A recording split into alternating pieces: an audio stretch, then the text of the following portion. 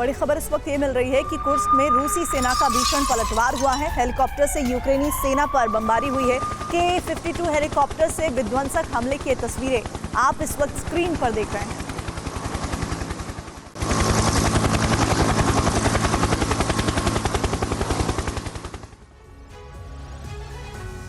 Kursk में यूक्रेनी force लगातार आगे बढ़ती जा रही है। वहीं 2 दिनों से क्रीमिया लगातार जल रहा है। रूसी सेना कुर्स्क को बचाने में जुटी हुई है।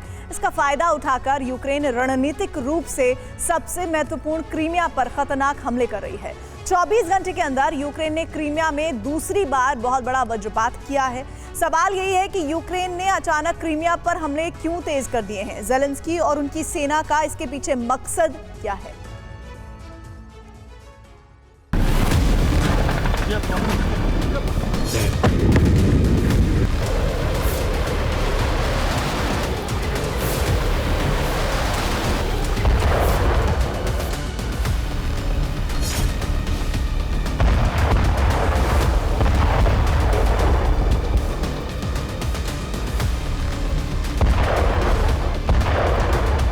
जिस वक्त रूसी सेना अपने प्रांत कुर्स्क को बचाने में जुटी है, उसी वक्त उसके कई शहरों में विनाश की बहुत बड़ी आग भड़क गई है।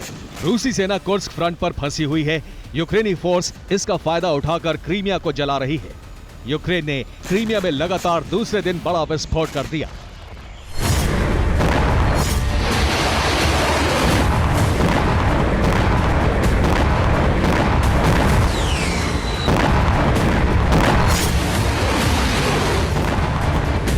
क्रीमिया में यूक्रेन ने एक के बाद एक इतने धमाके किए कि न सिर्फ रूसी सेना बल्कि क्रेमलिन भी दहल गया।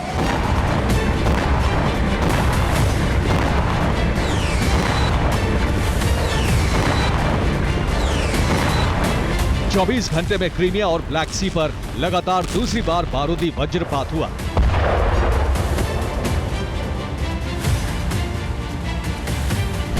यूक्रेनी फोर्स के इस हमले से क्रीमिया पर भी अब तक का सबसे बड़ा संकट मंडराने लगा।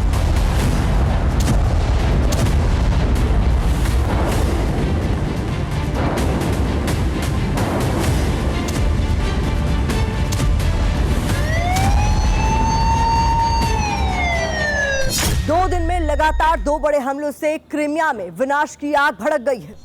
यूक्रेन के हमले से क्रीमिया में रूसी सेना को एयर बेस और नेवल बेस पर बहुत नुकसान पहुंचा है। यूक्रेनी फोर्स ने क्रीमिया में रूस के एयर बेस को दहलाया, नेवल बेस पर कई धमाके किए, हथियार गोदाम को जलाकर भस्म कर दिया। हमले में रूस के एयर डिफेंस सिस्टम और रडार स्टेशन भस्म हो गए।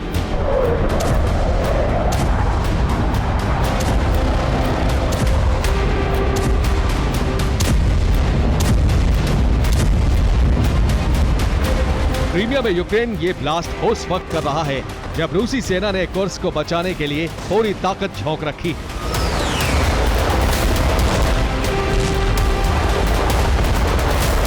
क्रीमिया में इस बार जो हमला हुआ है वो यूक्रेन का अब तक का सबसे बड़ा हमला माना जा रहा है। लगातार 2 दिन से यूक्रेन ब्लैक सी फ्लीट के बेस और रूस के एयर बेस पर धमाका कर रहा है।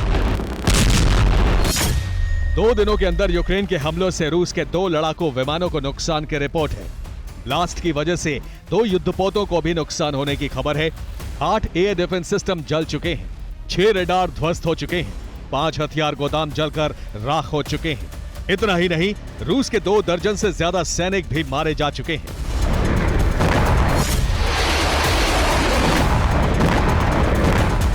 इतना ही नहीं, यूक्रेन ने रूस को क्रीमिया से जोड़ने वाले कर्च ब्रिज को भी तबाह करने की कोशिश की। यूक्रेनी फोर्स ने अमेरिकी मिसाइल अटैक एमएस से क्रीमिया पर हमला किया, लेकिन उसकी यह कोशिश नाकाम हो गई। रूस ने अटैक एमएस मिसाइल को हवा में ही इंटरसेप्ट कर लिया।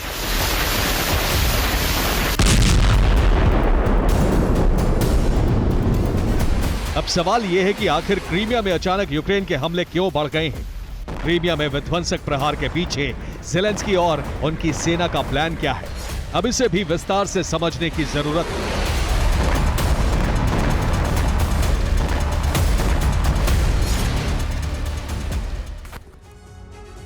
क्रीमिया में यूक्रेन के हमले इसलिए तेज हो गए हैं क्योंकि यहीं पर रूस की ब्लैक सी फ्लीट का हेडक्वार्टर है।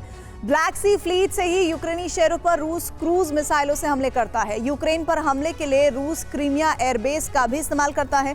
रूसी फाइटर जेट क्रीमिया एयरबेस से उड़कर यूक्रेन के अंदर हमले करते हैं। और इतना ही नहीं, दक्षिणी यूक्रेन में मौजूद रूसी सेना को हथियार और रसद की सप्लाई क्रीमिया से ही होती है। यही वजह है कि यूक्रेन क्रीमिया पर भीषण हमला कर इस पर कब्जा करना चाहता है। सवाल यही है कि अगर क्रीमिया पर यूक्रेन का हमला हुआ तो क्या होगा? क्रीमिया पर कंट्रोल होते ही यूक्रेन रूस की ब्लैक सी फ्लीट को तबाह कर सकता है। ब्लैक सी फ्लीट तबाह होगी तो यूक्रेन पर काला सागर से होने वाले मिसाइल हमले रुक जाएंगे। क्रीमिया में मौजूद रूसी एयरबेस पर यूक्रेन का कब्जा हो जाएगा। रूस के फाइटर जेट क्रीमिया से उड़ान नहीं भर पाएंगे। रूसी फाइटर जेट क्रीमिया से उड़कर यूक्रेनी शहरों को दहला नहीं पाएंगे। दक्षिणी यूक्रेन में मौजूद रूसी सेना की सप्लाई लाइन कट जाएगी। यूक्रेन क्रीमिया ब्रिज को तबाह कर सकता है। ऐसे में रूस का क्रीमिया से संपर्क कट जाएगा और इस तरह जंग में यूक्रेनी सेना को बहुत बड़ी बढ़त मिल जाएगी।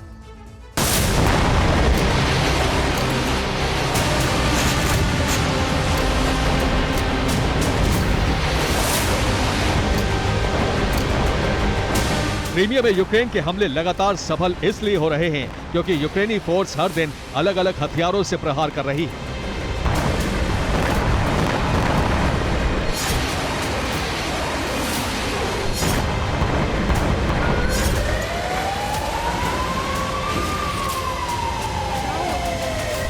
अटैकमस missile, Storm Shadow missile, HIMARS, Magura drone, जल ड्रोन, ये वो हथियार हैं जिनसे यूक्रेनी फोर्स रूस के आन बान शान यानी क्रीमिया को जला और दहला रही है।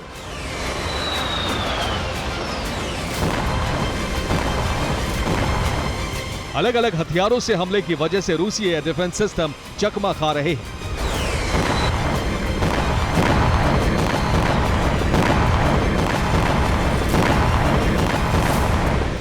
रूस क्रीमिया की रक्षा इसलिए भी नहीं कर पा रहा है क्योंकि कुर्स्क को बचाने के लिए उसने क्रीमिया से अपनी कई सैन्य टुकड़ियों को कुर्स्क भेज दिया है। क्रीमिया से कई एयर डिफेंस सिस्टम भी कुर्स्क, बेलगोरोद और वोरोनिश में तैनात कर दिए हैं।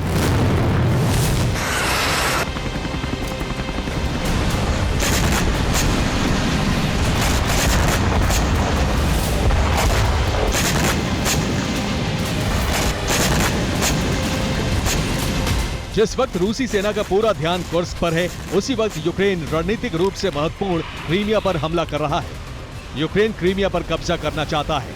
यही वजह है कि क्रीमिया में सैन्य अभियान बहुत तेज कर दिया गया है।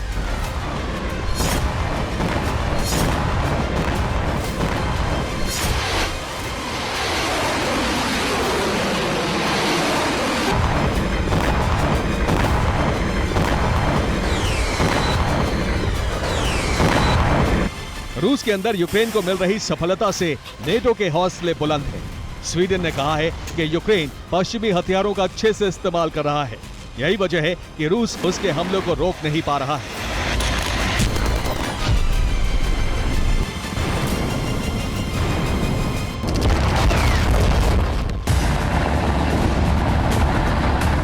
क्रीमिया में रूस यूक्रेन के हमलों को रोकने की लगातार कोशिश कर रहा है।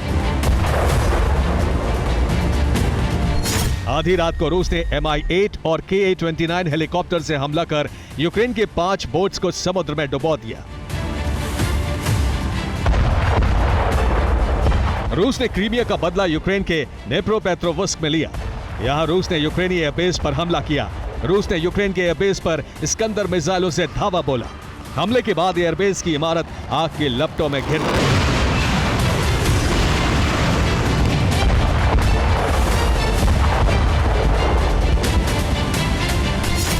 एयरबेस पर रूस के इस्कंदर हमले से यूक्रेन का Su-24 लड़ाकू विमान तबाह हो गया।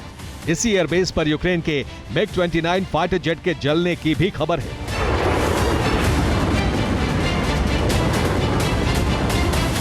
जाहिर है रूसी सेना ने जिस तरह से विध्वंसक हमले करने शुरू किए, वो इस बात का संकेत है कि अगर जरूरत पड़ी तो पुतिन और उनकी सेना परमाणु धमाके से भी पीछे नहीं हटेगी।